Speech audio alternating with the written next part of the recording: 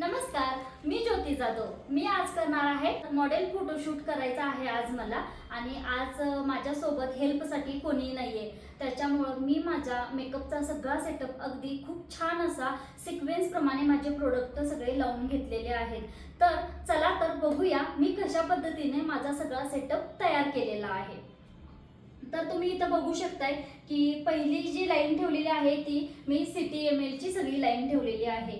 हे सगळे प्रोडक्ट मला पहिल्या स्टेपमध्येच लागणार आहेत। काय क्लिन्झिंग, टोनिंग, मॉइश्चरायझर, प्रायमर, तसेच लेन्स पण लागणार आहेत। तर ह्या पद्धतीने मी सगळी लाईन्स लावून घेतलेली आहे। त्याच्यानंतरची जी लाईन ठेवलेली आहे मी, तर इथं मला करेक्शन, फाउंडेशन, लिक्विड कन्सिलर हे सगळं मी ठेवून घेतलेलं आहे। इथे मी मिक्सिंग प्लेट ठेवलेली आहे। तसेच मी 2 ब्युटी ब्लेंडर घेतलेले आहेत। 2 ब्युटी ब्लेंडर कशासाठी, तर एक मी फाउंडेशनसाठी यूज करते आणि जो दुसरा आहे तो मी क्रीम ब्लश, क्रीम काउंटरिंगसाठी मी यूज करते। त्याच्यानंतर ठेवलेले आहेत मी इथं सगळे पावडर, नंतर कॉम्पॅक्ट पावडर ठेवलेली आहे, हायलायटर ठेवलेला आहे।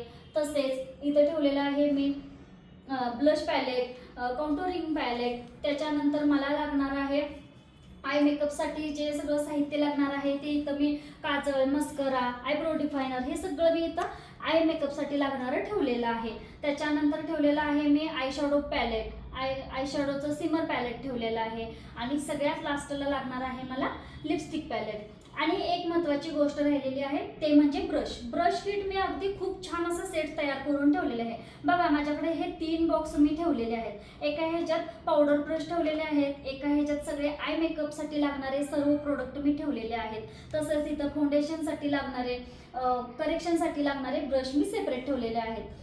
ह्याच्यामुळे काय होणार आहे, मी आज एकटी आहे त्याच्यामुळं जे मला प्रोडक्ट पाहिजे आहे ते व्यवस्थित पटकन मिळाले जातील, त्याच्यासाठी मी इथं सगळ्या ब्रशचा सेटअप ठेवलेला आहे। आणि लास्टला मी लिपस्टिक पॅलेट ठेवलेला आहे। का तर सगळ्यात लास्टला आपण लिपस्टिक लावतो, त्याच्यामुळे मी लिपस्टिक पॅलेट अगदी लास्टला ठेवलेला आहे। त्याच्यानंतर मी ठेवलेलं आहे की हेअरस्टाईलसाठी लागणारे सर्व साहित्य। तर काय ब्लो ड्रायर लागणार आहे, कर्लर लागणार आहे, सेक्शन क्लिप्स, कोम, परत रोल ऑन, त्याच्यानंतर स्प्रे, बॅक कोम हे सगळं सगळा सेटअप मी हेअरस्टाईलचा ठेवलेला आहे। बघा मी इथं आज 2 टेबल ठेवलेले आहेत। एका टेबलवरती हेअरस्टाईलसाठी लागणारे आणि एका टेबलवरती मेकअपसाठी लागणारे।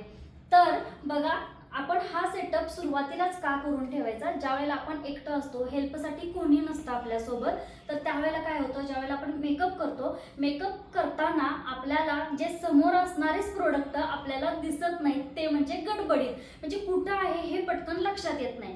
त्या गडबडीत काय होतं, तर एखादं प्रोडक्ट आपल्याकडून पडलं जातं, पडल्यानंतर एखादं फाउंडेशन पडलं तर ते फुटण्याची शक्यता जास्त असते। त्याच्यामुळं जर एक 5 मिनिटं फक्त वेळ काढून जर आपण हा खूप छान असा सेटअप जर तयार करून ठेवला सुरुवातीलाच, तर आपल्याला आपले प्रोडक्ट व्यवस्थित मिळाले जातील। आणि तसंच आपण मेकअप करताना आपल्याला खूप इझी आणि कमी वेळात आपला खूप छान असा मेकअप होऊ शकतो। म्हणून असा तुम्ही जर एकट्या असशीला, तुमच्यासोबत जर कोणी नसेल हेल्पसाठी, तर असा आधी सुरुवातीला टेबल तुमचा सगळा सेटअप तयार करून घ्या आणि मगच तुम्ही तुमच्या मेकअपला स्टार्ट करा। व्हिडिओ जर तुम्हाला आवडला असेल तर नक्की लाईक करा, शेअर करा आणि मला सबस्क्राईब करा। थँक्यू।